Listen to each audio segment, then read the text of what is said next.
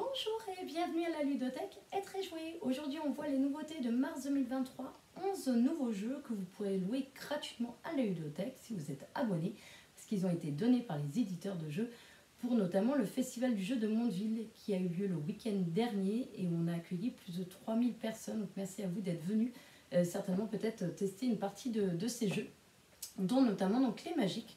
Les magiques qui a eu beaucoup de succès au festival du jeu parce que déjà il est trop joli de l'extérieur. On va avoir un plateau donc avec des clés et il va falloir ouvrir le petit coffre comme ça pour gagner des cristaux. Mais on va faire preuve, on va essayer de prendre des risques mais pas trop parce qu'en fait on va essayer de progresser le plus loin possible parce que plus on va loin, plus on gagne de cristaux, mais plus on prend le risque aussi de se retrouver bloqué. Et quand on arrive à un moment, quand on arrive à un moment donné, en fait on va pouvoir récupérer une clé et essayer d'ouvrir le coffre. Des fois, il ouvre comme ça, on récupère les cristaux. Mais des fois, malheureusement, ça ne fonctionne pas, il ne s'ouvre pas. Voilà. Donc, un petit jeu sympa et très joli avec des très beaux cristaux qui brillent. On a également Pirate Island qui a eu beaucoup de succès ce week-end. On va être sur un plateau, on va se déplacer avec notre pirate. Et le but du jeu, ça va être de récupérer soit des pièces d'or, soit récupérer des pierres, soit réussir à trouver son coffre avec une clé. On va progresser un peu partout donc sur le plateau de jeu et aller récupérer donc, des petits éléments. Si on en a besoin, on va pouvoir les récupérer. Et on va surtout pouvoir aller voler les adversaires. Et ça, les enfants, ils adorent. Donc, c'est eux qui volent, bien sûr. Et donc, ça va être sympa avec beaucoup d'interactions. On va essayer de retrouver un bateau pour aller où l'on veut. Enfin, voilà, plein de choses. Et il est vraiment très sympa. On a Chic Coco aussi chez Djeco. On va être là sur un jeu de déplacement de pions, vraiment de stratégie. On va avoir un plateau donc, qui va permettre de jouer à 2 ou 3, 4 joueurs. Et on va avoir des petits singes. On va essayer de récupérer des noix de coco qui vont être posées sur le plateau de jeu. Et aussi essayer de récupérer les singes des adversaires. Et pour ça, en fait, à notre tour, on va pouvoir se déplacer sur le plateau et des fois sauter par-dessus les pions s'il y a des petites marques de saut, soit aller récupérer des petites noix de coco. Donc on est vraiment sur un jeu de stratégie très intéressant, même pour les adultes. On a aussi Pyramide Logique, donc un jeu de logique, comme son nom le dit. On va avoir des petits défis, voilà, de différentes tailles, 3 tailles de défis, avec des petites pièces en bois avec des hiéroglyphes. Il va falloir réussir à trouver comment placer les hiéroglyphes sur le défi pour le remplir, en sachant que les pièces sont recto verso, ce qui fait que ça ne facilite pas la tâche. On a également Cubosaurs. Donc Cubosaurs, on est sur un petit jeu de dinosaures, de petites cartes de dinosaures. On va essayer de collectionner les cartes de dinosaures, en sachant que pour chaque couleur de carte va être indiqué en dessous en fait le nombre de points que l'on va gagner si on a un certain nombre de cartes à la fin de la manche. Donc là, si j'ai une carte violette, je perds 3 points, moins 3 points. Si j'en ai 2, je gagne 2 points. Si j'en ai 3, je gagne 5 points. Et si j'en ai 4, je perds 5 points. Donc il va falloir faire attention à ce que l'on gagne, en sachant que comment ça va fonctionner, en fait, le joueur va récupérer donc, des cartes du joueur adverse, donc système un peu de draft. Va regarder les cartes et va choisir soit de garder ces cartes, les étaler devant lui, soit de ne pas les prendre parce qu'il y a peut-être des cartes qui ne l'intéressent pas et qui lui ont fait perdre des points. Dans ce cas-là, il est donné à l'adversaire, mais pour ça, il va falloir qu'il donne des cartes qu'il a déjà devant lui, qu'il a déjà gagnées. Donc le petit système de est-ce que je garde, mais il y a des choses pas terribles, ou est-ce que je redonne, mais quelle carte je vais redonner, en sachant qu'il y a une petite variante qui permet de jouer donc, avec des tuiles ADN qui permettent de gagner des actions supplémentaires. Voilà. Donc on est sur un jeu assez simple, mais pas forcément évident quand on y réfléchit. On a Carte Aventura Odyssey, qui est la version donc, famille du jeu Carte Aventura, qui est un petit jeu de cartes qui reprend un peu l'univers de le livre dont vous êtes le héros, où on va avoir 3 chapitres différents.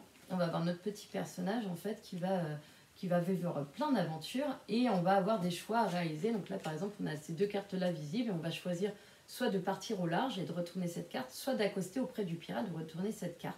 Selon les choix que l'on va faire, on va retourner de nouvelles cartes, etc. Et on va arriver sur un des dénouements possibles. Donc soit on a réussi, soit on a perdu la partie et on peut en recommencer une nouvelle. On a Toko Island qui est aussi très joli, qui a bien marché. Hop, regardez. On va être sur un petit jeu de mémoire coopératif. On va tous ensemble essayer de retrouver des reliques et aider donc les différents scientifiques. En plus, dans la règle, il y a un petit côté aussi où on nous explique qui sont les scientifiques qui ont vraiment existé. On va essayer de récupérer en fait des reliques qu'on va placer ici sur le plateau Pour ça, on va pouvoir creuser à différents endroits grâce à des petits jetons outils. Donc selon l'outil que l'on a choisi, qui est placé sur le plateau, on va pouvoir le jouer 1, 2 ou 3 fois. Et on va pouvoir creuser en fait soit dans le sable où il n'y a qu'un seul niveau, soit dans la terre où il va y avoir 2 niveaux, soit hop, voilà, tac.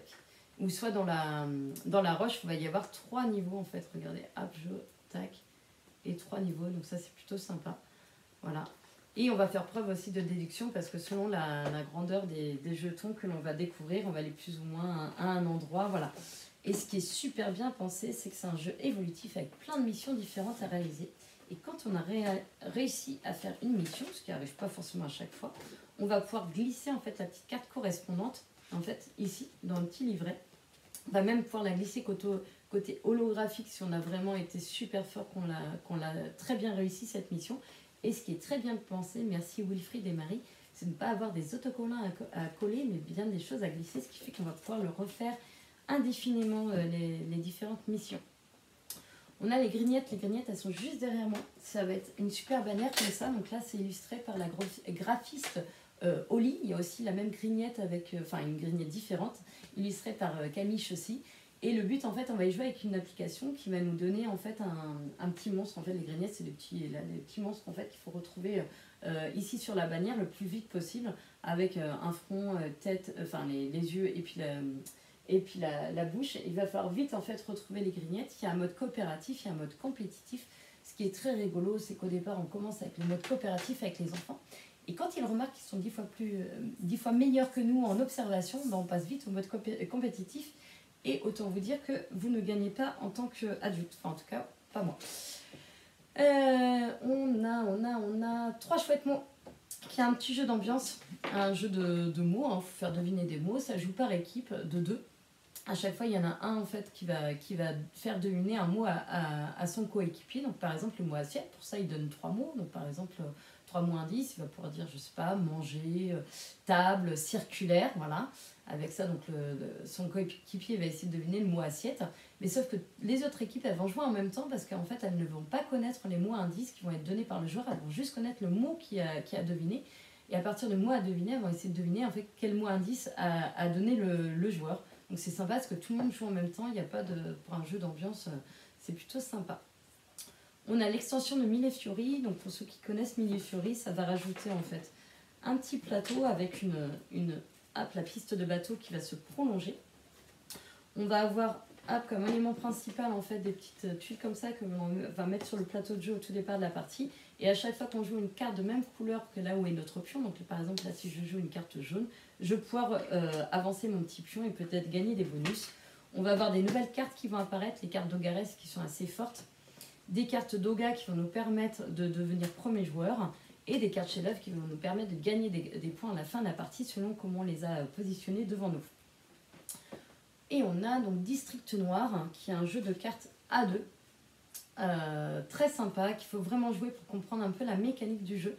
Le but en fait, ça va être à la fin de la partie d'avoir le plus de points, en sachant qu'on a des points quand on a une série donc de 4 cartes différentes, mais aussi quand on est majoritaire par rapport aux cartes. Donc par exemple, les cartes de valeur 5, si c'est moi qui en ai le plus, j'aurai 5 points à la fin de la partie. Pareil pour les cartes de valeur 8, j'aurai 8 points si j'en ai le plus.